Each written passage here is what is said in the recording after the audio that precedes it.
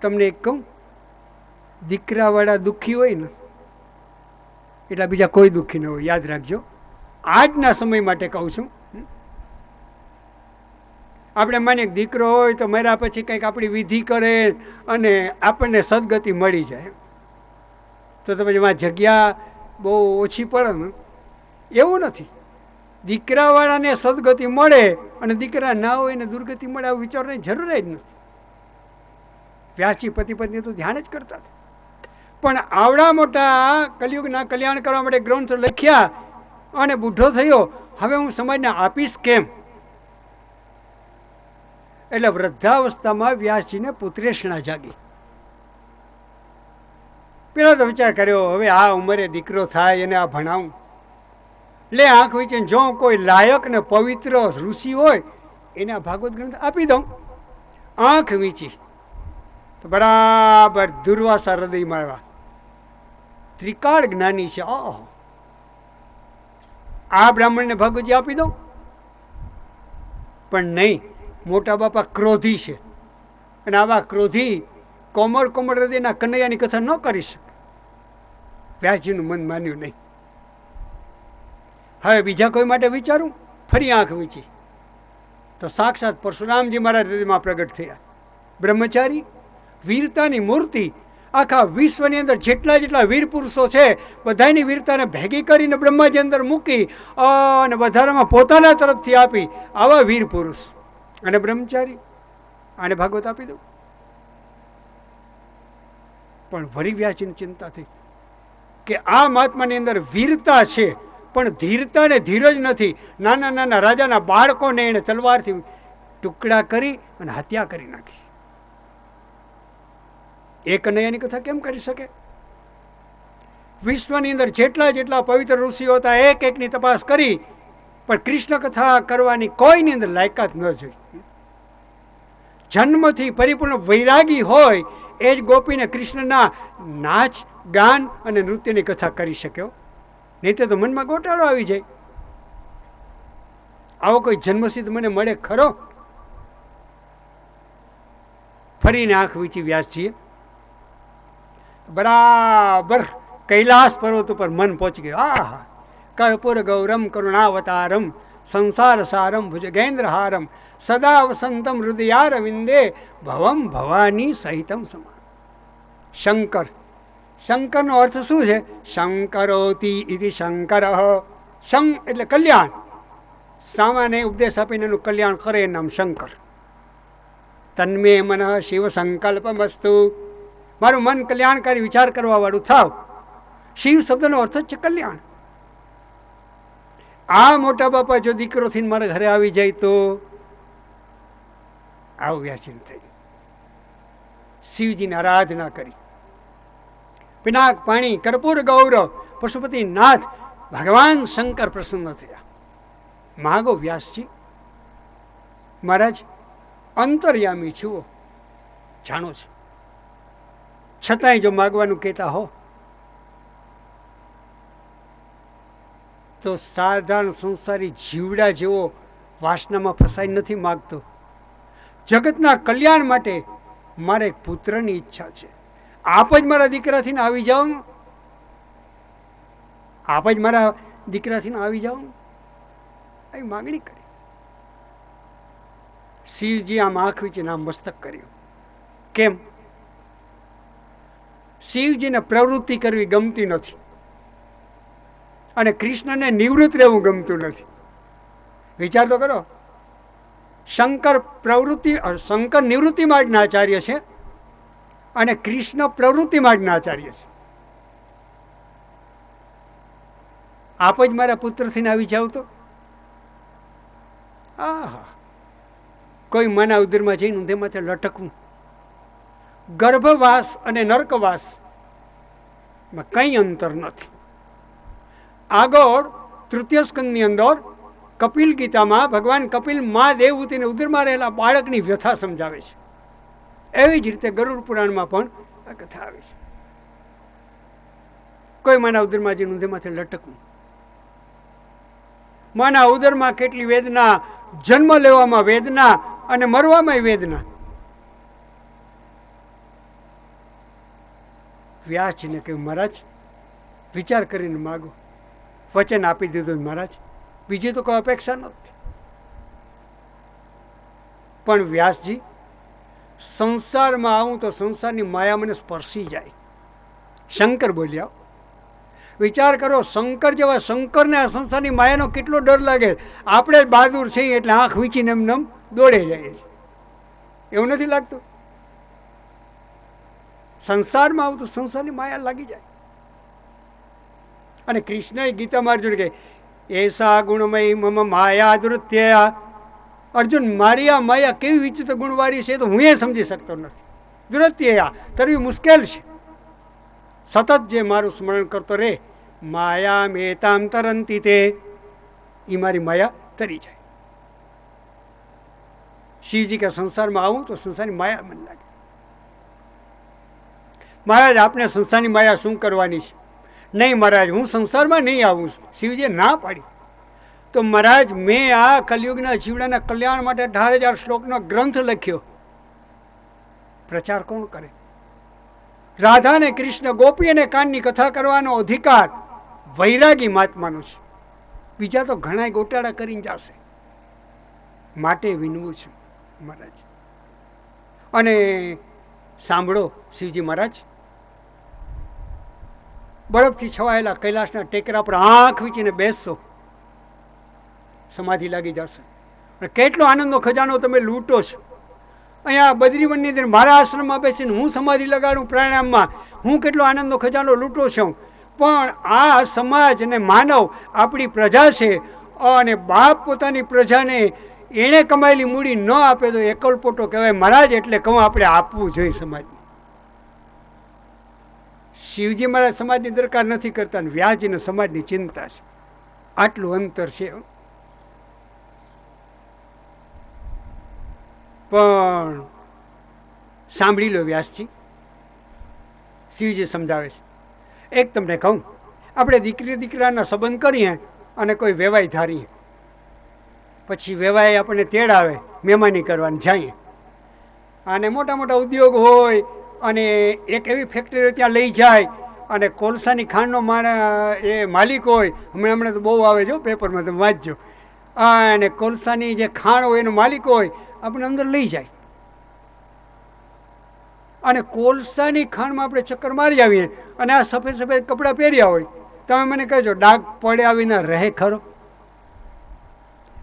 કોલસાની ખાણમાં ચક્કર મારવાથી કાળો ડાઘ પડ્યા વિના રહે નહીં. એમ શિવજી કે સંસારમાં આવે ને સંસારની માયા લગાવીને રહે જ નહીં મહારાજ. કેમ કરીને સંસારમાં આવું? તો મહારાજ આપણે એકલપોટા કહેવાય. તમે જરાક કલયુગના માનવની દશા તો જોઈ લો. અને શિવજી મારે આંખ વિચારો, અને કરુણાથી હૃદય વ્યાપી ગયું. સ્વયં દુઃખી થઈને બીજાને સુખ આપે એનું નામ સંત કહેવાય. હકીકત છે. સંત થવું સહેલું નથી. સ્વયં પોતાના જીવને જોખમમાં મૂકી અને બીજાને ઉગારે એનું નામ સંત કહેવાય.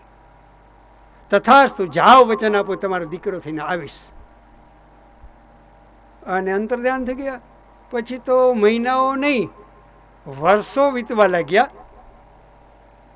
નારદજીને થયું મોટા બાપા સમાધિમાં બેસી ગયા, પેલું ભૂલી ગયા હશે, એટલે વીણા લીધી અને શ્રીમદ નારાયણ નારાયણ નારાયણ કરતે કરતે કરતે કૈલાસ પર્વતમાં પધાર્યા.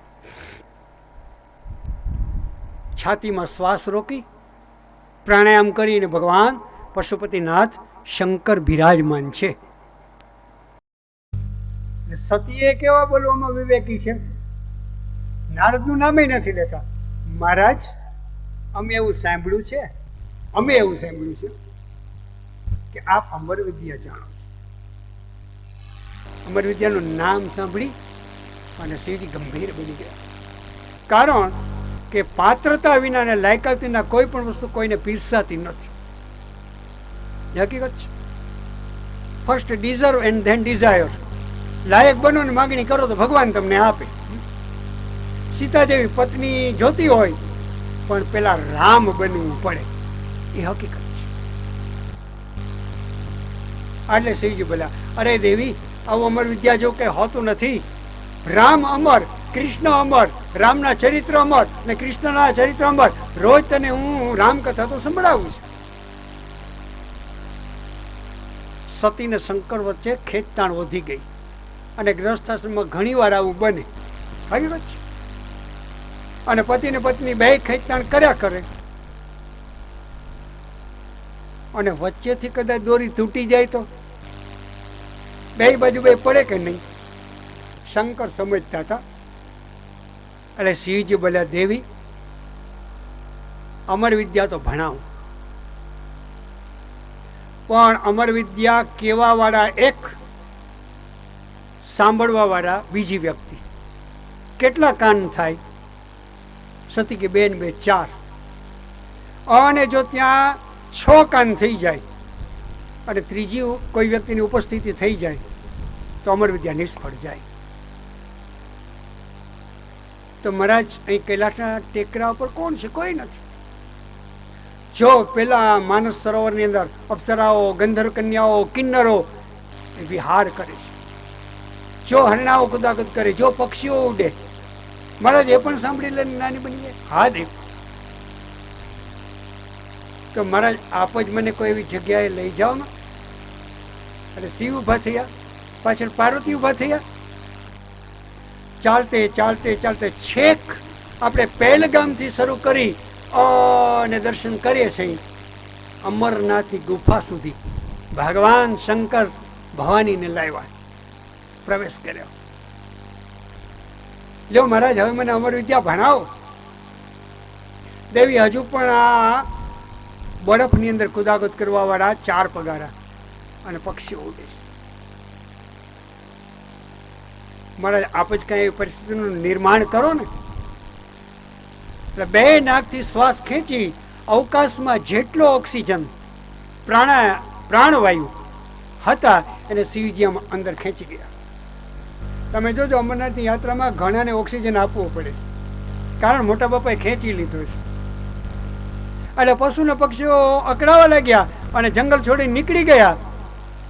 ફક્ત એ ગુફાની અંદર એક નાનકડું આવું માળા જેવું હતું, એમાં કબૂતરીએ ઈંડા મૂક્યા હતા, 2 ઈંડા. હવે તમે મને કહેજો, કબૂતરી ઈંડા મૂકે, એની ઉપર કાયમ બેસીને એને સેવે તો એમાં બચ્ચા બંધાય, નહીતર બંધાતા નથી. પણ એ તો ઉડીને નીકળી ગઈ, પ્રાણવાયુ ઘટી પડ્યો અને સામે એક વૃક્ષની ડાળીની અંદર એક પોપટી ઈંડા મૂક્યા. એમાં 1 ઈંડું બચી ગયું. ગુફામાં કબૂતરીના 2 ઈંડા અને આંબાના વૃક્ષ ઉપર એક પોપટનું ઈંડું. દેવી સાવધાન થઈ જાઓ. સાવધાન થયા. બોલો. સતી બોલ્યા, અથા તો બ્રહ્મ જિજ્ઞાસા. હા, મને અમર બનવાની ને બ્રહ્મની જિજ્ઞાસા જાગી. ત્યારે શિવજી શું બોલ્યા?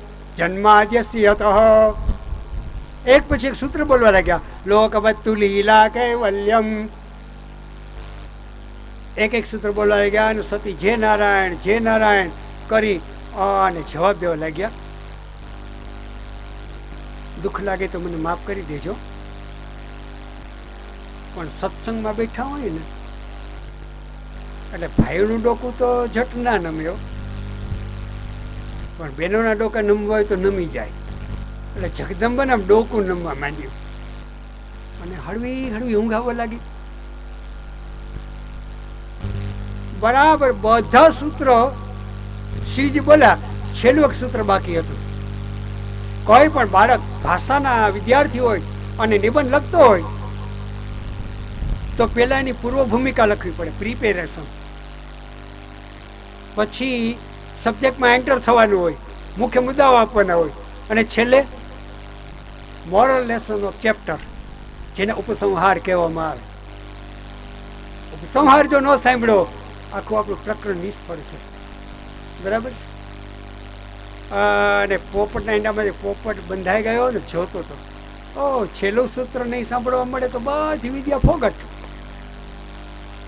અને કબૂતરીના 2 ઈંડા હતા, સફેદ નર ને નારી કબૂતરીની જોડી પ્રગટ થઈ. આજે અમરનાથના દર્શને જાય ને એને દર્શન આપે છે. આ છે અમર વિદ્યાનો પ્રભાવ. પણ જે પોપટનું બચ્ચું, જેને અમર વિદ્યાના સૂત્ર સાંભળવામાં જ જિજ્ઞાસા હતી. અંગ્રેજીમાં સાંભળવા માટે બે શબ્દ આવે, હિયર અને લિસન. ક્યાં કયો શબ્દ વપરાય?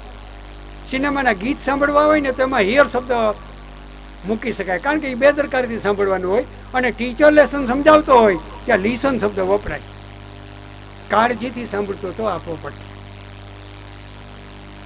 અને છેલ્લું સૂત્ર નહીં સાંભળવા મળે, જગદંબાને ઊંઘ આવે, શિવજી આગળ બોલવા જાય, સતી જે નારાયણ બોલતા નથી, અને સતી જેવા જ અવાજ કાઢી અને પોપટ બોલ્યો, જય નારાયણ. શિવજી છેલ્લું સૂત્ર તો બોલી ગયા, પોપટને જાણવા મળી ગયું, પણ ઘરવાળીનો અવાજ નથી, આટલો ખબર પડી ગઈ. ખબર પડી જાય કે ના પડી જાય? આંખ ખોલી શિવજી, નેત્ર લાલ થયા. મારી ઈચ્છા વિરુદ્ધ કોઈ પણ ઘટના ઘટે જ નહીં. અને કેમ બન્યું હશે? આંખ વીંચી સમજાય કે ઓ ભગવાન, બાદરાયણ વ્યાસજીને વચન આપ્યું છે, દીકરો થઈને જાઓ. શિવજી કોઈ દિન જન્મ લેતા નથી, પણ શિવજીના 11 સ્વરૂપો છે. એકાદશ રુદ્ર પોતાની અંદર છે, 11 વિભૂતિ સમાયેલી છે. એમાંથી એકને બહાર કાઢી અને પોપટની અંદર પધરાવી અને ત્રિશુલ લીધું, જાઓ તમારે જગતનું કલ્યાણ કરવાનું છે. આગળ પોપટ, પાછળ ત્રિશુલ. દોડતે દોડતે દોડતે દોડતે જ્યાં ભગવાન વ્યાસજીનો આશ્રમ છે, પોતાની પત્ની અરણીદેવી સાથે રહે છે, ત્યાં પોપટ અને પાછળ ત્રિશુલ આવી. સ્વયં શંકર પોપટમાં બિરાજમાન થઈ ગયા. વિચાર કરો. અને અરણીદેવી સરસ્વતી નદીમાં જલ ભરવા આવ્યા હતા. ગોઠણ સુધી પાણીના પ્રવાહમાં ઊભી અને માટીનો ઘડો ડૂબાડ્યો. એ જ સમયે પોપટે પોપટના દેહને છોડી દીધો. યોગી લોકો સમજી શકે, આપણા વિષય નથી, પણ યોગીને કેટલીક સિદ્ધિ મળે. એમાં એક સિદ્ધિનું નામ છે પરકાયા પ્રવેશ. How to change body. એક દેહનો ત્યાગ કરીને બીજા દેહમાં કેમ પ્રવેશ કરવો, એવી વિદ્યા, એનું નામ પરકાયા પ્રવેશ. પોપટના દેહને પાણીમાં તરતો મૂકી દીધો. અરણીદેવીએ જે ઘડામાં જલ ભર્યું એમાં શંકર પ્રવેશ કરી ગયા. હવે ભાઈઓનો સબ્જેક્ટ નથી, બહેનોનો સબ્જેક્ટ છે. નળેથી કે નદીમાંથી જલ ભરી આવીએ, સીધે સીધું પીવાય, એને ગાળવું પડે. અરણીદેવીને બહુ તરસ લાગી, ગાળવાનું ભૂલી ગયા, એટલે લોટામાં જલ લીધું અને સાક્ષાત શંકર એ ઘટમાં આવી ગયા. અને માએ જલ પીધું ને કૃષ્ણ કનૈયા લાલ કી, માના ઉદરમાં બિરાજમાન થઈ ગયા. એ કેવી ભાગ્યશાળી માં છે, તમે વિચાર કરજો. કાંઈ એવા દીકરાને જન્મ આપવો અને કાં કુંવારા જિંદગી કાઢી નાખવી. શાસ્ત્ર એમ કહે છે. અને શિવજી મહારાજ માના ઉદરમાં બિરાજી ગયા. બાળકનો જન્મ ક્યારે થાય? ઇટ ઇઝ નેચર, એક પ્રકૃતિ છે. 9 માસ પૂરા થઈને માથે 10-15 દિવસ જાય, અવશ્ય બાળકનો જન્મ થાય. પણ 10 મહિના પૂરા થયા, બાળકનો જન્મ ના થયો. 11 મહિના પૂરા થયા, 12 મહિનાનું વર્ષ પૂરું. શિવજી વિચાર કરે, કેમ જન્મ નહીં લેતા હોય આ બાળક? 12 મહિનાનું વર્ષ પૂરું થયા પછી બીજું વર્ષ પૂરું થયું, ત્રીજું, ચોથું, પાંચમું વર્ષ પછી વર્ષ જવા લાગ્યા. ભાગવતમાં નહીં પણ કુર્મ પુરાણમાં ચોખ્ખું લખેલું છે કે 16 વર્ષ ગયા ને જન્મ ના લીધો. 16મું વર્ષ પૂરું થવા આવ્યું ને, વ્યાસજીની ધીરજ ખૂટી ગઈ. આંખ વીંચી અને પરાવાણીથી એનો સંપર્ક કર્યો. 4 પ્રકારની વાણી હોય: પરા, પશ્યંતી, મધ્યમા અને વૈખરી. હું બોલું ને કાનથી તમે શબ્દ સાંભળો અને વૈખરી વાણી કહેવાય. એક વાત ગળા સુધી આવે કે આ ભાઈની હાજરીમાં આને કેવી નથી, એના મધ્યમાં. હૃદયમાં કેદીની સંઘરીને બેઠા હોય કે ભાઈ મિત્ર મળે એટલે કેવી છે, એનું નામ પશ્યંતી. અને જ્યાંથી વિચાર ઉદ્ભવે એનું નામ પરા. પરા, પશ્યંતી, મધ્યમા અને વૈખરી. યોગી લોકો પરાવાણીથી બીજાના મનના સંપર્ક કરી અને જાણી શકે છે. સમાધિમાં બેસીને વ્યાસજીએ આવો પ્રયોગ કર્યો અને માના ઉદરમાં રહેલા સાક્ષાત શંકરને પૂછ્યું કે તમારા માના ઉદરમાંથી બહાર કેમ પ્રગટ નથી થતા? પરાવાણીથી મનથી શંકરે જવાબ આપ્યો. બાપ દીકરો બે મનથી વાત કરવા લાગ્યા. પિતાજી, બહાર આવું તો મને આ વિચિત્ર માયા સ્પર્શી જાય. તો બેટા, એક સનાતન સત્ય છે, અંગ્રેજીમાં જેને યુનિવર્સલ ટ્રુથ કહેવામાં આવે, સનાતન સત્ય. માના ઉદરમાં આવે એને જન્મ લેવો પડે, જન્મે એને ભગવાનની માયા લાગે, કોઈ એમાંથી બાકાત નથી. તો એ માના ઉદરમાં સારું છે, ધ્યાન ભજન થાય છે, સતત નિરંજન નિરાકારના સંપર્કમાં સમાધિ દશામાં છું. તો વ્યાસજી બોલ્યા, બેટા સાંભળો, તમારી માતાને તમે કેટલું દુઃખ આપો છો આનો વિચાર કર્યો?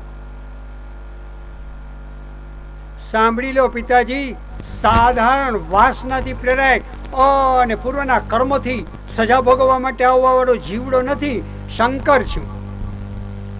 આપના બગીચાની અંદર નાનામાં નાનું ને હળવામાં હળવું ફૂલ હોય ને તો અને અમારી માના હાથમાં આપો, એટલોય વજન મારા માના ઉદરમાં નથી રાખ્યો. આવું શંકર બોલી ગયા. there is no scope. શું દલીલ કરવી? દીકરાને શું કેવું? પણ બેટા, જગતનું કલ્યાણ નહીં થાય. તમે બહાર આવો ને. પિતાજી, બહાર આવું તો મને સંસારની મોહમાયા લાગી જાય. ભગવાન વ્યાસજીએ દ્વારિકાનાથ અને લક્ષ્મીનારાયણનું સ્મરણ કર્યું. સાક્ષાત ભગવાન પ્રગટ થયા અને બોલ્યા કે હે શંકર, તમે બનો જગતના ગુરુ અને જગતને મારા ચરિત્ર સંભળાવો. જગતમાં મેં એવી વ્યવસ્થાની રચના કરી છે, વિશ્વ બનાવ્યું ત્યારે માના ઉદરમાં આવે ને જન્મ લેવો પડે અને જન્મે એને મારી માયા લાગે. તમે એક જ વ્યક્તિ એવા છો. there is no person. તમારા સિવાય બીજી કોઈ વ્યક્તિ એવી જગતમાં નહીં હોય કે જેને મારી માયા ન લાગે. તમને એમાંથી બાકાત રાખું છું ને વંદન કરું છું. આટલું કહીને ભગવાને અંતર ધ્યાન થયા અને સાધારણ માના ઉદરમાંથી રડતે રડતે બાળક જન્મે એમ નહીં, 16 વર્ષ માના ઉદરમાં રહ્યા હતા અને 16 વર્ષનું એક સ્વરૂપ સામે પ્રગટ થઈ ગયું. ખંભે નાળ લીધી અને ચાલવા લાગ્યા. મનમાં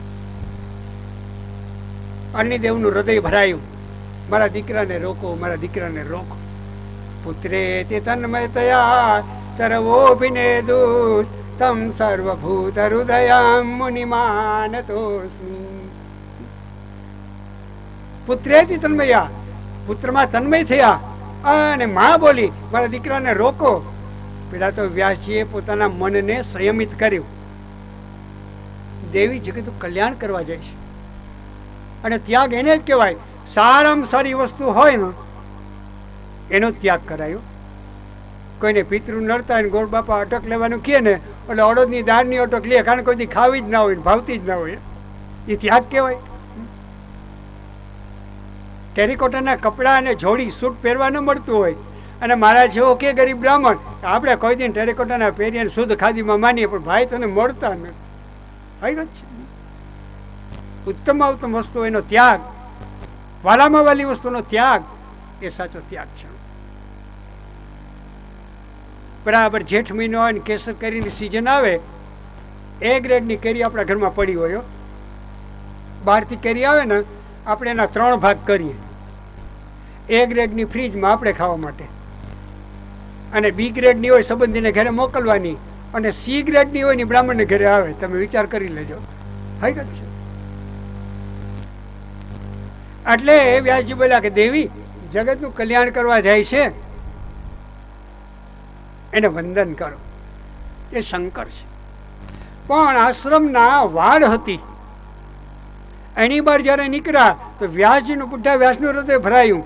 એટલે લાગ્યું છે પુત્રે તે તન્મય હતા. બેટા પાછો વળ, પાછો વળ, પાછો વળ, અને પાછળ દોડતા ગયા. તો જંગલમાં જેટલા વૃક્ષ હતા, ડાળીઓ હતી, એના એક એક પાનમાંથી અવાજ આવ્યો, પિતાજી પાછા ફરો, પાછા ફરો, પાછા. તમ સર્વભૂત હૃદયમ મુનિમાનતોસ્મિ.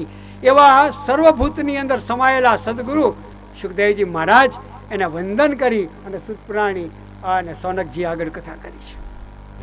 એમાં સોનકજીએ પ્રશ્ન કર્યો છે, સોનક ઉવાચો, જો હું ઘડિયાળ સામે જોતો નથી અને લાલાભાઈની ખબર છે આવતા હતા ને મારી ઘડિયાળે બંધ થઈ ગઈ, કુદરત ત્યાં આવ્યો, જે થયું હોય પણ સમય થાય એટલે મને કહેજો ને કાંઈ એકાદું લટકાડી દેજો અને મને ખબર પડે કે હવે 6 થયા અને બધાને ખાવા પીવાનો કે ચા પાણી પીવાનો સમય થયો એટલે હું તો સમય ગોઠવી લઉં. બરાબર, આજ તો થયું, કાલે એ લગાડી દેજો. એવા સર્વભૂત હૃદય સુખદેવજી મહારાજને વંદન કર્યા અને સોનકજીએ પ્રશ્ન કર્યો છે, સોનક ઉવાચ અજ્ઞાન ધ્વંત વિધ્વંસ કોટિ સૂર્ય સમા પ્રભ શ્રુતાખ્યાહી કથા સારમ મમ કર્ણ રસાયનમ.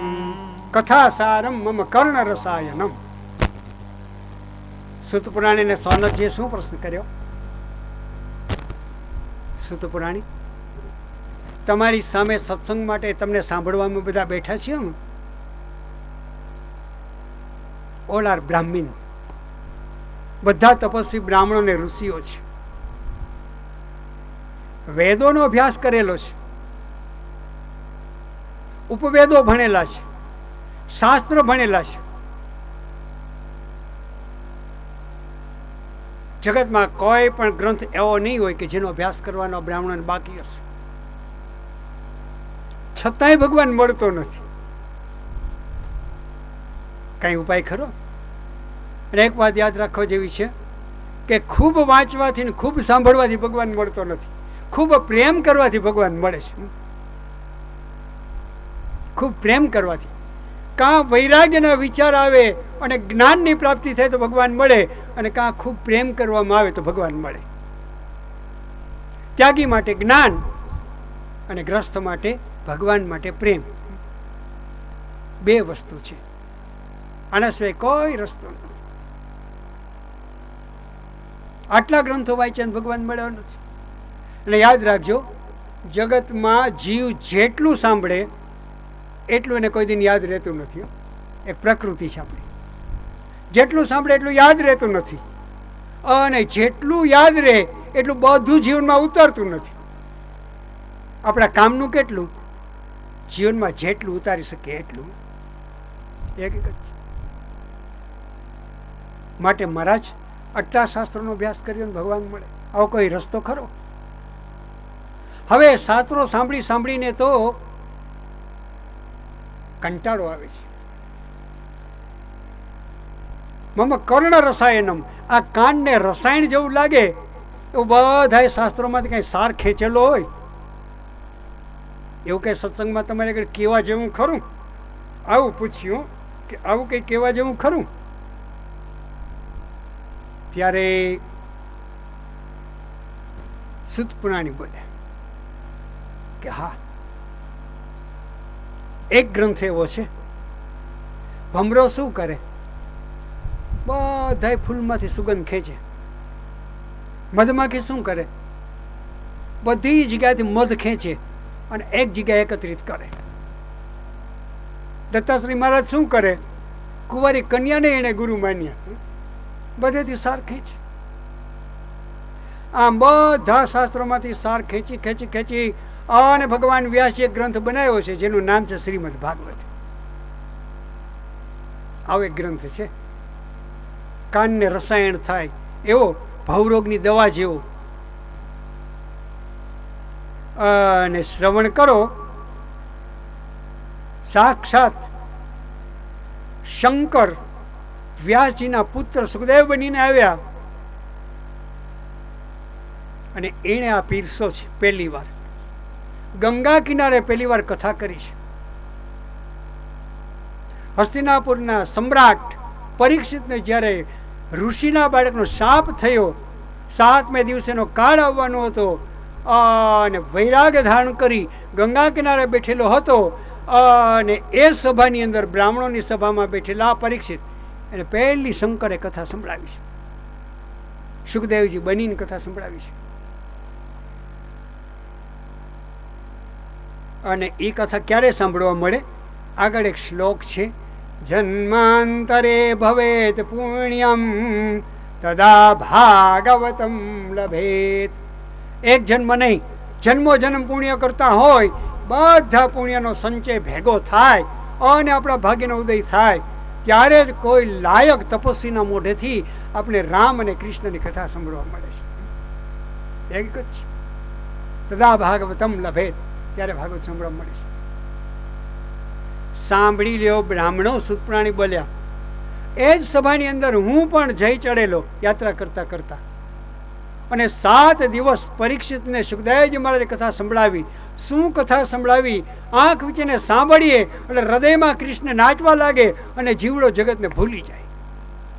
કૃષ્ણ રૂપ થવા માટે કૃષ્ણ કથા છે, જગતને ભૂલવા માટે કૃષ્ણ કથા છે, જવાબદારીની ચિંતાના પોટલાને ભૂલવા માટે કૃષ્ણ કથા છે. અને 7મે દિવસે મેં નજરે જોયું કે કાળ પરીક્ષિતને લેવા આવ્યો એની પહેલા તો પરીક્ષિત ભગવાનના ધામમાં પહોંચી ગયો. આવી કૃષ્ણ કથા છે. અને મોટા બાપા સુખદેવજી મહારાજે પરીક્ષિતને સંભળાવી. ત્યાર પછી કર્ણ પરંપરાથી બ્રાહ્મણો એકબીજાને કહેવા લાગ્યા, ભાગવતજીનું મહાત્મ્ય વધવા લાગ્યું અને ભાગવતજીનો જય જયકાર થવા લાગ્યો. એ જય જયકાર બ્રહ્મલોકમાં બેઠેલા બ્રહ્માજીએ સાંભળ્યો એટલે બ્રહ્માજીને આશ્ચર્ય થયું કે આટલું બધું ભાગવતજીનું મહાત્મ્ય. એક ત્રાજવું લીધું, ત્રાજવામાં એક બાજુ ભાગવતજી મૂક્યું, બીજી બાજુ 4 વેદ મૂક્યા, તોય ભાગવત અધર થયું નહીં. 4 ઉપવેદ મૂક્યા તોય ભાગવતજી અધર થયા નહીં. 6 શાસ્ત્ર મૂક્યા તોય ભાગવતજી અધર થયા નહીં. અને 17 પુરાણ મૂક્યા તોય ભાગવતજી અધર થયા નહીં. એનું કારણ, એક બાજુ વેદના પ્રધાન સિદ્ધાંતો છે અને બીજી બાજુ ભક્તના હૃદયના પ્રેમની કથા છે. બેમાંથી વધે કોણ? પોતાના માનસિક બુદ્ધિરૂપી ત્રાજવામાં તોડ્યા બ્રહ્માજી. ઉપનિષદોનો આપણે અભ્યાસ કરવો હોય, વેદો શું કહે છે? ત્યાગ કરે અને ભગવાન મળે. બરાબર છે? ઘરનો ત્યાગ કરે, પતિ પત્નીના સ્નેહનો ત્યાગ કરે, બાળકો પ્રત્યેની મમતાનો ત્યાગ કરે, ધન કમાવાની જે મમતા છે એનો ત્યાગ કરે, એને ભગવાન મળે. અને આવું કોણ કરી શકે? 3 કલાક આપણે વ્યસન વિના સત્સંગમાં ન બેસી શકે, ત્યાગ કોણ કરે? પણ સંસારમાં રહીને ભગવાન મળે.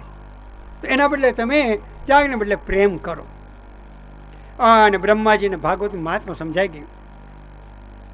અને એ જ શ્રીમદ ભાગવત એકવાર સનત કુમારોએ નારદજીને કીધેલું હતું.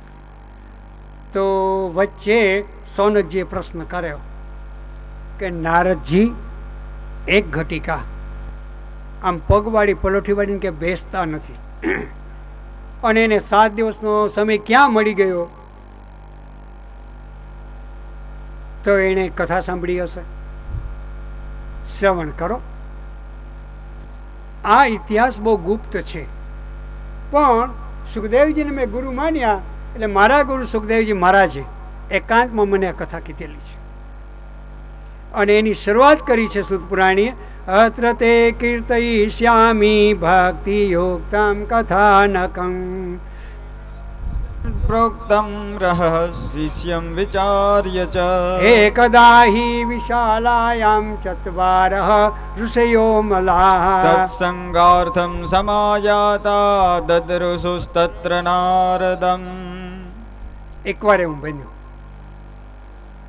બ્રહ્માજીના 4 પુત્ર, સૃષ્ટિમાં બધાથી પહેલો જન્મ લેવા વાળા, એનું નામ સનત કુમાર.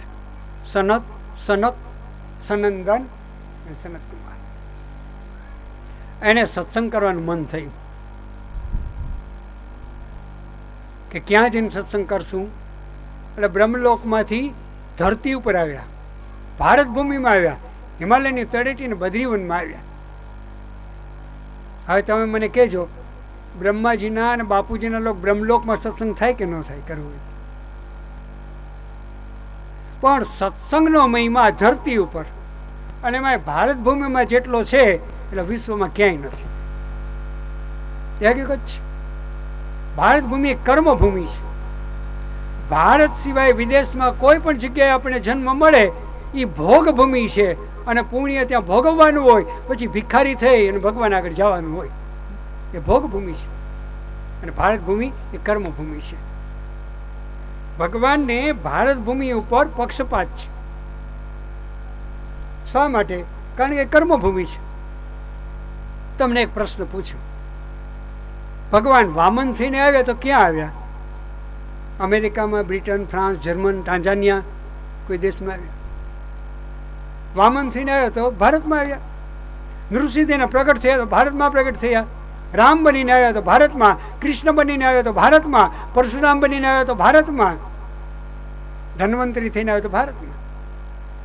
ભારત ભૂમિ ભગવાનને પ્રિય છે. ભાયામ જ્ઞાનેશુ રતો ઇતિ ભારતો.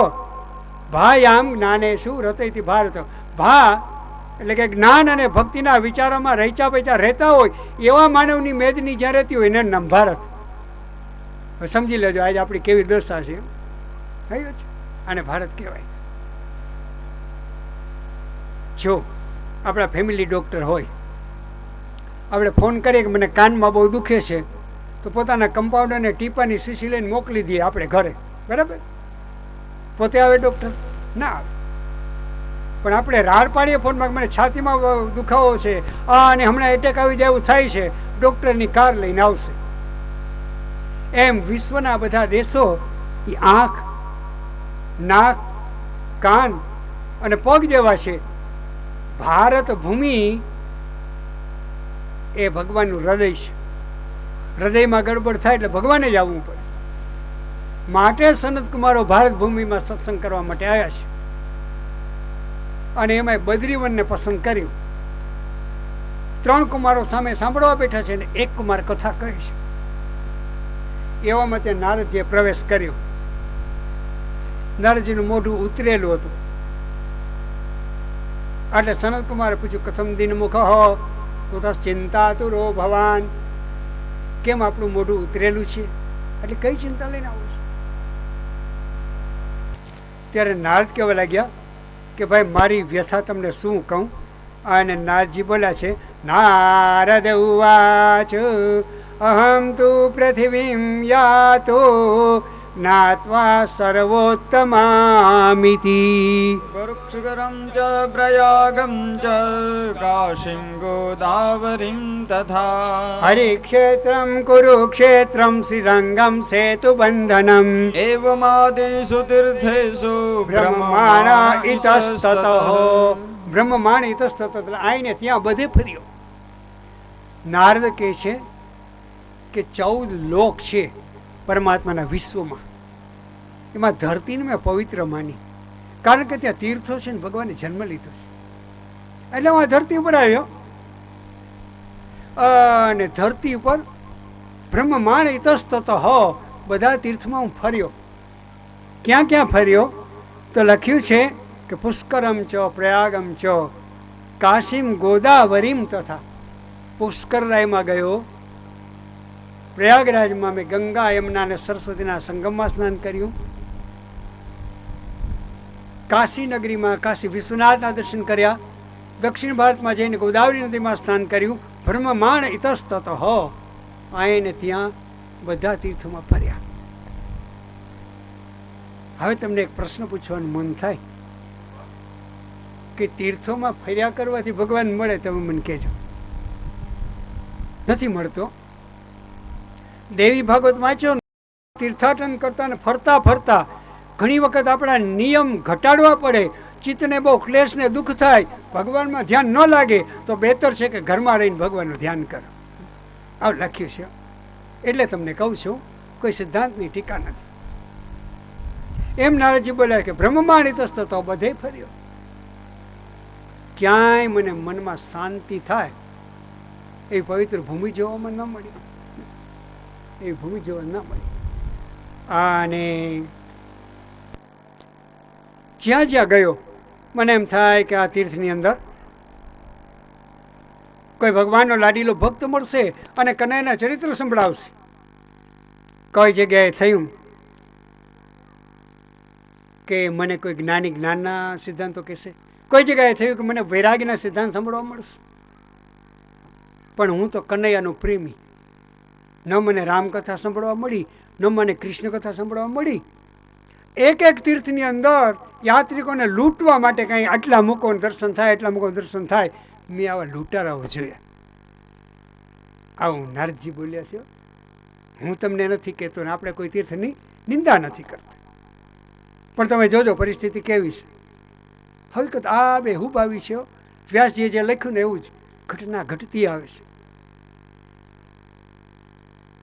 અને આવું બધું જોતે જોતે જોતે આ કલિયુગના દશા જોતે ફરતે ફરતે ફરતે બ્રહ્માણી તસ્ત હતો. આમ ફરતા ફરતા હું આગળ વધ્યો અને એમ કરતાં કરતાં મેં જોયું કે હવે વસ્તીમાં જાઉં, માનવની પરિસ્થિતિ જોઈ તો શું થયું? સત્યમ નાસ્તિ તપઃ શૌચમ દયા દાનમ ન વિદ્યતે. જૂઠા બોલા માનવ જોયા. સત્યમ નાસ્તિ, સત્યનો લોપ થયો. તપઃ શૌચમ દયા દાનમ ન વિદ્યતે. આ વખતે વરસાદ બહુ ઓછો પડ્યો અને આપણે દુષ્કાળગ્રસ્ત જાહેર થયા. પછી માની લ્યો કે ઘર દીઠ 25,000 રૂપિયા આપણને સહાય ફાળવી હોય અને સ્ટેટ બેંક ઓફ ઇન્ડિયા એમાંથી ચેક આપવાના હોય અને આપણે લાઈનમાં ઊભા હોય, ભૂખે લાગી હોય, તરસે લાગી હોય, પગમાંય પીડા થતી હોય, હમણાં વારો આવશે, હમણાં વારો આવશે, પણ કેટલું સહન કરીએ તમે યાદ રાખજો. ભગવાન માટે કોઈ સહન કરે? તમે મને કહેજો. તપઃ ન વિદ્યતે. ભગવાન માટે આવું ભૂખ ને તરસ સહન કરવાના કોઈને વિચાર નથી આવતો. પૈસા માટે બધા કરે. How to get money everybody know. બધાય જાણે છે પૈસા કેમ મેળવાય, પણ ભગવાનને કેમ મેળવવો તપ નથી કરતા. આવું તપ નથી જોવા મળતું. દયા દાનમ ન વિદ્યતે. બાજુની અંદર બિચારો કોઈ ભૂખો સુઈ રહેતો હોય ને આપણે આપણા બંગલામાં મોજ મજા કરતા, પણ આપણા હૃદયમાં દયા નથી, દાન કરવાની ભાવના નથી. આવા કલિયુગના લક્ષણ નારદ કે મેં જોયા. અને આગળ વધવા માંડ્યો. એમ કરતા કરતા શું જોયું? દંભરીણા જીવા. પોતા માટે જ કમાઓ અને મોજ મજા કરો, બીજા માટે ફૂટી બદામે કોઈ દિન દાન મનાવતા. કમાઈને પોતાનું પેટ ભરવાવાળા એવા મેં જીવડા જોયા. અને આગળ વરાકા કુટુંબાસીનો વારે વારે જૂઠું બોલવાવાળા જીવડા જોયા. મંદા સુમંદ મતયો મંદ બુદ્ધિવાળા જીવડા જોયા. વિચાર કરો, આજે આપણે ચંદ્ર ઉપર ને મંગળ ઉપર ઉતરતા હોય તો આપણી બુદ્ધિને મંદ બુદ્ધિ કહેવાય? ન કહેવાય. એમ થાય કે વ્યાસજીએ લખવામાં કંઈ શરત ચૂક કરી હશે. પણ એક કહું, આજના વિજ્ઞાને જે કંઈ વિકાસ કર્યો બુદ્ધિને કસી શા માટે? ભૌતિક સુખ માટે. પણ મર્યા પછી કામ આવવાનું, મોતમાંથી કેમ બચવું એનો કઈ વિચાર કર્યો? માટે વ્યાસજી મંદ બુદ્ધિ કર્યા. આવા જીવડાઓ જોયા. પાખંડ નિરતા સંતો.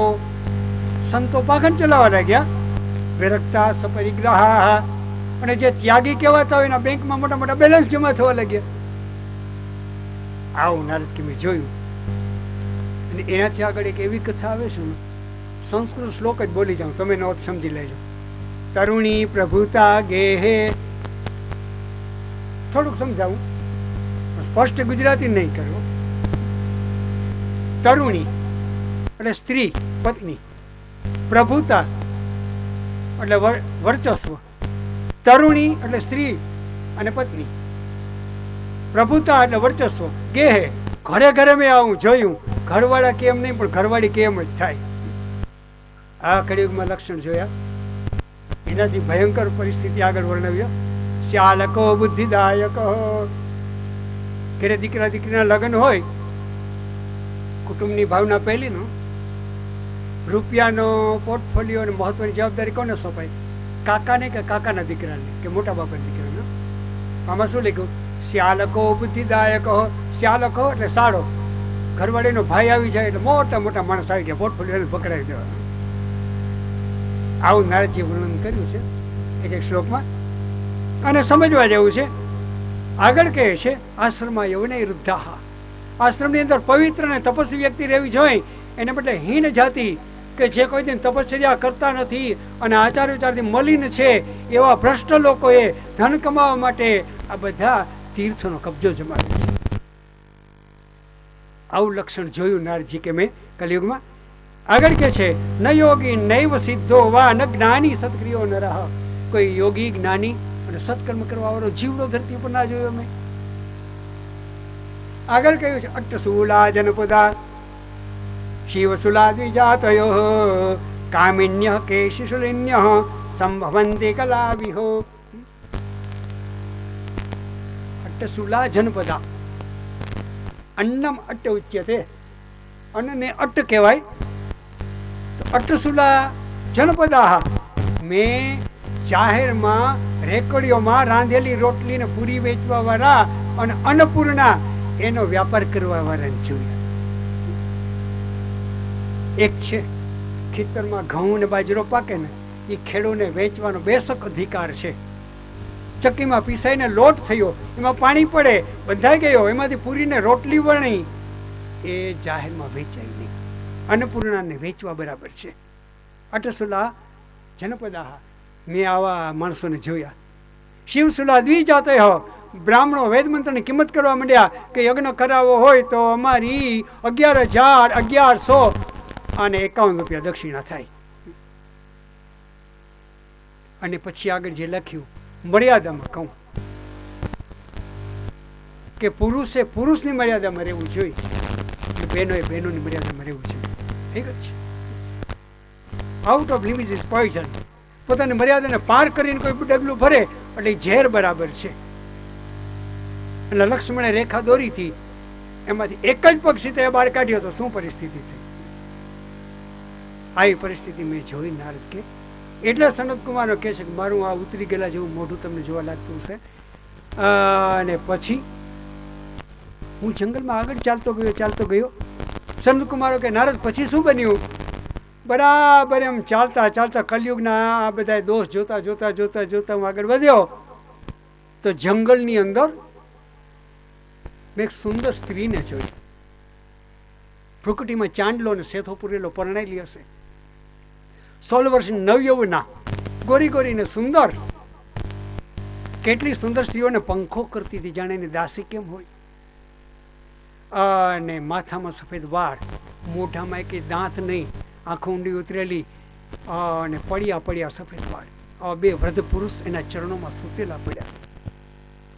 બિચારી બહુ દુઃખી હતી અને વિહવળ થઈને ચારે બાજુ જોતી હતી કોઈ મળી જાય ને મને દુઃખમાંથી ઉગારે તો. એવામાં ત્યાંથી નારદ નીકળ્યા. પેલી શું બોલી? ભો ભો સાધો ક્ષણમ તિષ્ઠ મચ્ચિંતાપી નાશયો દર્શનમ તવ લોકસ્ય સર્વથા ગહરમ પરમ. ભો ભો સાધો ક્ષણમ તિષ્ઠ. એ સાધુ એક ક્ષણ ઊભી જાઓ. એક ક્ષણ ઊભા માટે કેમ કીધું? સંતો કોઈ અજાણી સ્ત્રી આગળ એક ક્ષણથી વધારે ઊભે નહીં, એની સાથે વાર્તાલાપ ન કરે, પરિચય ન વધારે, એને સંત કહેવાય. એક ક્ષણ ઊભી જાઓ. મત ચિંતા બી ના થયો. મારા જીવનમાં એક ચિંતા આવેલી છે, આપની આગળ હું થોડી રજૂ કરું. જુઓ મહારાજ, આ જે મને પંખો કરે ને સુંદર સ્ત્રીઓ, મારી દાસીઓ છે. મારા ચરણમાં બે વૃદ્ધ 100 વર્ષના થયેલા અને ઘડા થયેલા જે બે પુરુષો પડ્યા છે, એ મારે જ મારા દીકરા છે. હવે એક વાત મને કહેશો આપ? હું માં છું અને 16 વર્ષની સુંદરી છું અને બે દીકરા 100 ઘરડા હોય એવા થઈને પડ્યા છે. તો મને કહો મહારાજ, દીકરા યુવાન હોય ને માં ઘરડી હોય એ શોભે કે માં યુવાન હોય દીકરા ઘરડા હોય એ શોભે? આ મારી મોટામાં મોટી ચિંતા છે. મને કહેશો? આનો કઈ ઉપાય બતાવશો? અને નારદજી એ આંખ વીચી અને કહ્યું કે હા દેવી, જાણ્યું. બોલો એના માટે હું શું કરું? મહારાજ, એને યુવાન બનાવો. મૂર્છામાં પડ્યા છે એને જાગ્રત કરો. એટલે નારદજી એ બે વ્રત આ સ્ત્રીના પુત્ર પડ્યા, તેના કાન આગળ મોઢું રાખી અને વેદના મંત્ર બોલવા લાગ્યા. ઓમિદમ વિષ્ણુર્વિચક્રમે ત્રેધા નિદધે પદમ સમૂઢમસ્ય પાગુંસુરે સ્વાહા. બીજો મંત્ર, ત્રીજો મંત્ર, આખું એક સૂક્ત પૂરું થયું, મંડળ પૂરું થયું. ઘડીકમાં મૂર્છામાંથી જાગૃત થાય, આળસ મરડીને બેઠા થાય, વળી સુઈ જાય, વળી બેઠા થાય, સુઈ જાય. નારદજીને થયું કે વેદ મંત્રો કામ નહીં કરે, લે ગીતાજીના શ્લોકો બોલું.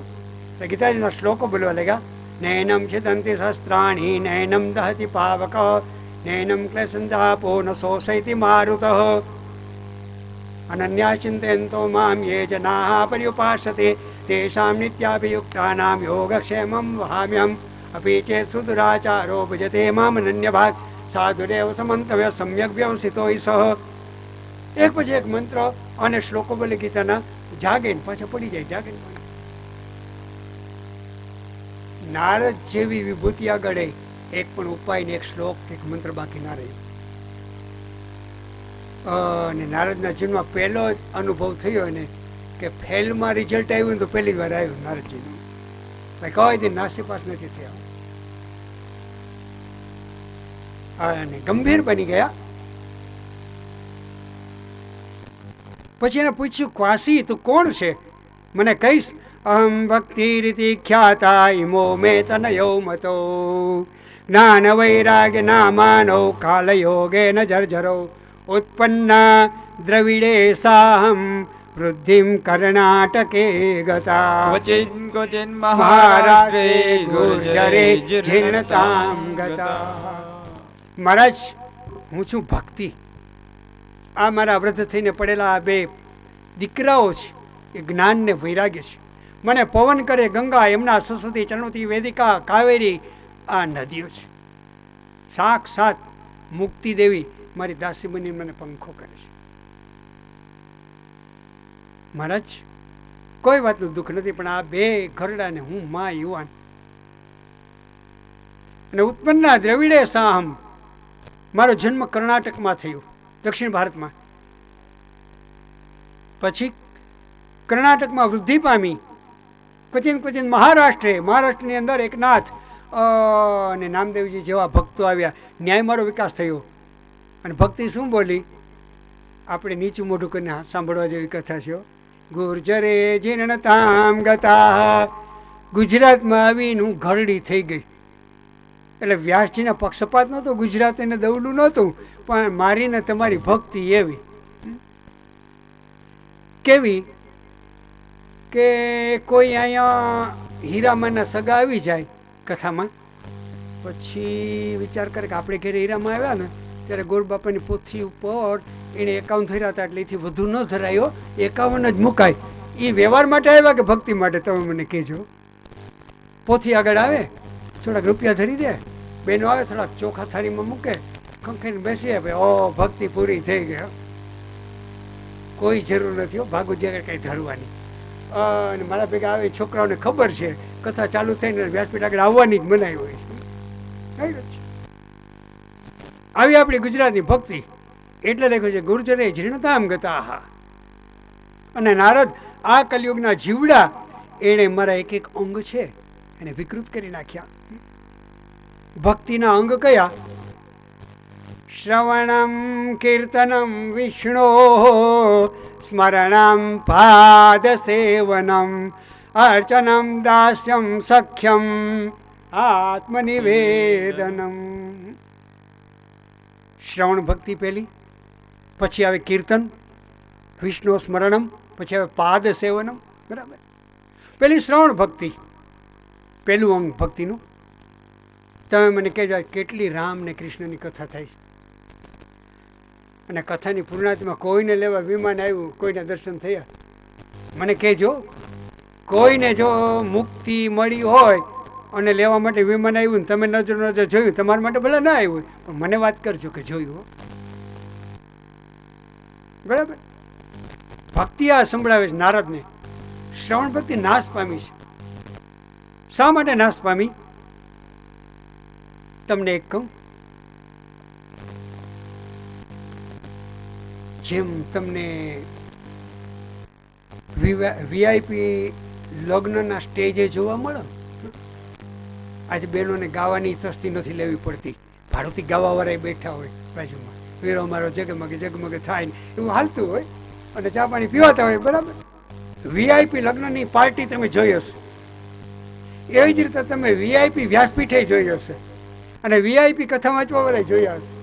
હોય કે ના હોય? અને પછી એને ઘરે આમંત્રણ આપવા જાવ ને એટલે પોતે તો બોલે જ નહીં અને મોટો એવું બધું ત્યાગનો દેખાવ કરો. પણ તમારે આગળ ભેગી બે ચાર વ્યક્તિ આવી હોય ને એ એમ કે જો આ શાસ્ત્રીજી પધાર્યા હતા ને પેલા શેઠને ઘરે, એટલે એ તો કહેતા જ નથી પણ એણે એક પેટી અને માથે 25,000 ધર્યા હતા. હો એટલે આપણે આપણી શક્તિ પ્રમાણે કંઈક ધરવું જોઈએ. કિંમત થઈ કે ના થઈ તમે વિચાર કરજો. જેની કિંમત થઈ એની કિંમત ગઈ. બજારમાં જાહેરમાં રાંધેલા અન્ન વેચાવા લાગ્યા એટલે રોટલા રોટલી આજે આપણે જીભ ઉપર મૂકીને સ્વાદ નથી આવતો.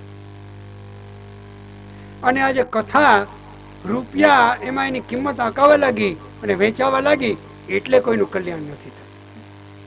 શ્રવણમ ભક્તિ કહે છે, શ્રવણ ભક્તિ નાશ પામી. કીર્તનમ અને ભગવાનના ગુણગાન ગાવા વાળા ઘણા હોય. તમે ઘણા ઘણા એવા મોટા મોટા આખા સંગીતકારોને સાંભળાશો. મેરું તો ડગે પણ જેના મનડા નવ ડગે રે, ભલે ને ભાંગી પડે બ્રહ્માંડ રે. સાંભળો કે ના સાંભળો? અને સ્ટેજ પાછળ જઈને લાલ લાલ શીશામાં ગટગટાવતા હોય, વ્યાસપીઠ ઉપર નામ ન લેવાય. એ તમને રામની ધૂન બોલાવે તો કલ્યાણ થાય. અને કેટલા રૂપિયા નક્કી કર્યા, પેટીઓમાં કિંમત બોલાય. શ્રવણ ભક્તિ નાશ પામી, કીર્તન ભક્તિ નાશ પામી, કારણ કે એના માટે વ્યાપાર થવા લાગ્યો. કિંમત થઈ એની કિંમત ગઈ. શ્રવણમ કીર્તનમ પછી વિષ્ણુ સ્મરણમ, સ્મરણ ભક્તિ નાશ પામી. રૂપિયા કમાવાના વિચારમાંથી મન નવરું પડે ત્યારે ભગવાન વિષ્ણુના ચરણનું ધ્યાન કરે. સમય બળે આપણને. સ્મરણ ભક્તિ નાશ પામી. પાદ સેવનમ, રૂપિયા કમાવા માટે મોટા મોટા અબજોપતિ એની ચમચાગીરી પંચપી કરવામાંથી જીવ નવરો થાય તો ઠાકોરના ચરણ પકડે ને તમે કહી. પછી અર્ચનમ, અર્ચન એટલે જેટલું કમાય છે જિંદગીમાં એટલું બધું આપણા બાપુજીનું નથી. એક વાત સમજી લેવા જેવી છે, એમાં કેટલાયનો ભાગ છે અને ઉત્તમમાં ઉત્તમ ભાગ ઠાકોરજીના શૃંગાર માટે ચીજ વસ્તુ લેવાની. આપણે 500 ચોરસવારમાં ફ્લેટ અને બંગલો બનાવ્યો હોય અને મારા જેવા ગરીબ બ્રાહ્મણ જ્યાં જોગોર બાપા કેવડો મોટો હોલ છે, પાછળ 3 બેડ, કિચન અને ડ્રેસિંગ રૂમ.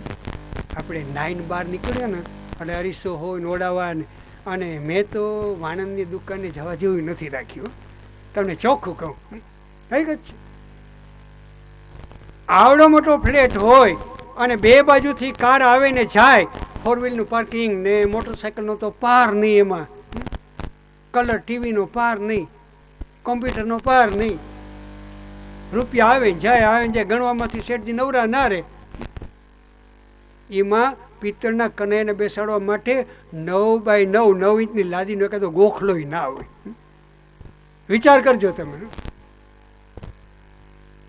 ઠાકોર માટે કંઈક પણ ધનનું એ કરવો છે. અર્ચનમ દાસ્યમ સખ્યમ આત્મનિવેદનમ, ભક્તિ કે મારા એક એક અંગ કલિયુગના જીવડા વિકૃત કરવા લાગ્યા. દેવી આ કલિયુગનો પ્રભાવ છે, આને જાગૃત કરો. વેદ મંત્ર બોલ્યા, ગીતાના મંત્ર બોલ્યા અને જ્ઞાન વૈરાગ્ય જાગ્યા નહીં. જો એક વાત સમજી લેજો, જ્ઞાન અને વૈરાગ્ય તમારા અને મારા બધાના હૃદયમાં પડેલા છે. જરૂર છે ફક્ત એને જાગૃત કરવાની. એ મારા અને તમારા હૃદયમાં સૂતેલા પડ્યા છે, એને ઢંઢોળવાની જરૂર છે. કોઈ 25 વર્ષનો યુવાન પાનને ગલે પાન ખાવા જાય ને એનો 25 વર્ષનો યુવાન મિત્ર ને ત્યાં ગલ્લે મળી જાય, બે સાથે પાન ખાઈ જુદા પડે, અને 10 મિનિટમાં ઘરે રિંગ આવે કે ભાઈ હાર્ટફેલ થયો, અને સ્મશાનમાં જાય અને લાકડા પરનો દેહ બળતો હોય ત્યારે એને કેવું થઈ જાય કે જગતમાં કંઈ નથી. થઈ જાય કે ના? પછી ઘેરે આવે અને ઠંડીના દિવસો હોય, ઘરવાળીએ પાણી ગરમ કરવામાં અને રોટલી વણવામાં વાર લગાડી હોય, પછી સ્મશાનમાં આવ્યો વૈરાગ ક્યાં જાય તમે વિચાર કરી લેજો. કાયમ નથી ટકતો, માટે એનું નામ છે સ્મશાન વૈરાગ્ય. એ મારે તમારી અંદર પડેલો છે સ્મશાન વૈરાગ્યના રૂપમાં, એ સૂતેલો છે. એને જાગૃત મળવા માટે કૃષ્ણ કથા છે. કૃષ્ણ કથા એક એવી કથા છે કે જીવને વૈરાગી બનાવે. બધું છોડીને મુઠ્ઠી વાળીને કનૈયા પાછળ દોડે ને એ કનૈયાને વાલો લાગે. જેને ઘર વાલું લાગે ને એવી વ્યક્તિ કનૈયાને વાલી નથી લાગતી. અને આગળ ગોપી ગીતની અંદર તમે સાંભળજો આવશે, પતિ સુતાન વયમ ગોપીઓ કહે છે, હે કૃષ્ણ, તારા માટે સાસુને છોડી, સસરાને છોડી, પતિને છોડ્યા, નાના ધાવતા બાળકોને છોડ્યા, અને વ્યવહાર છોડ્યો, લોકની મર્યાદાનો ત્યાગ કર્યો, અને તું અંતર્ધ્યાન થઈ જાય ચાલે ખરું. એને કૃષ્ણ મળે. વૈરાગ માટે કૃષ્ણ કથા છે. જ્ઞાન અને વૈરાગને જાગૃત કરવા માટે ઉત્તમમાં ઉત્તમ કોઈ પ્રકરણ હોય તો શ્રીમદ ભાગવત. એમાંય 10મા સ્કંદ, એમાંય પૂર્વાર્ધ, અને એમાંય રાસલીલાના 5 અધ્યાય અને ભંવર ગીત. એનાથી વૈરાગ આવે છે. એ હકીકત છે. આ છે કૃષ્ણ કથા અને આ છે ભગવાન ભાગવતજીનું મહાત્મ્ય. નારદજી પ્રયાસ કરીને થાક્યા. હવે તો એની આગળ કોઈ મંત્ર કે શ્લોક ના રહ્યો. આકાશવાણી થઈ, ઉદ્યમ સફલસ્તેયમ, મહારાજ આપનો ઉદ્યમ સફળ થશે. પણ અત્યારે તો નિષ્ફળ ગયો નારદ કે. એના માટે તમે સદકર્મ કરો, સદકર્મ સમાચારો. કયું સદકર્મ કરવું એ તમને કોઈ તપસ્વી, જ્ઞાની અને સંતો બતાવશે. જાઓ એની શોધખોળ કરો. અને બરાબર ભક્તિ મહારાણી એને પડતા મૂકી અને નારદજી નીકળી ગયા.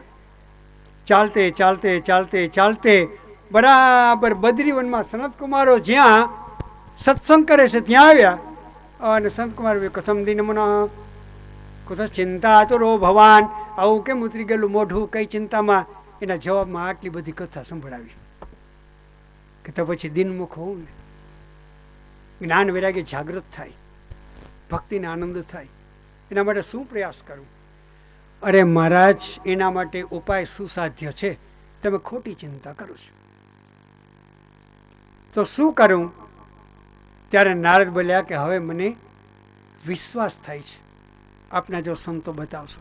હરિસ્મરણમ નિત્યમેવ, હરિશરણમ હરિશરણમ મંત્ર જેના મુખમાં કાયમ રહે છે એવા સનતકુમારો છે. ભૂભ્રંગમ આત્રેણ, એકવાર વૈકુંઠમાં ગયા, ક્રોધ કરીને ભ્રુકુટી વાંકી થઈ અને ભગવાનના સેવક જય વિજયને એક રાક્ષસી કુળમાં જન્મ લેવો પડ્યો. એવા તપસ્વી મહાત્માઓ છો, મને કંઈ બતાવો. મહારાજ, એના માટે તમે શ્રીમદ ભાગવત એનું પારાયણ કરાવો.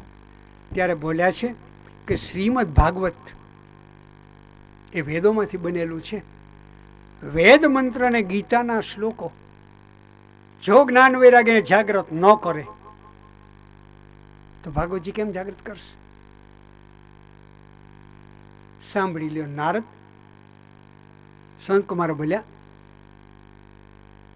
આપણે આંબાના બગીચામાં ચાલ્યા જતા હોઈએ અને અત્યારે બરાબર આસુ મહિનો ચાલે છે, હજી તો આંબામાં મોરે ના આવ્યો હોય અને આપણે કેસર કેરી ખાવી હોય, મોઢામાં પાણી છૂટે તો શું કરવું? તમે મને કહેજો. મારા જેવો કોઈ બ્રાહ્મણ બુદ્ધિ ચલાવે કે પણ કેરી બને છે તો આંબામાંથી ને, ચાલો છાલ ને પાન ને ઉતારો, ચાવો, એમાં પાકેલી કેસર કેરીનો સ્વાદ આવશે.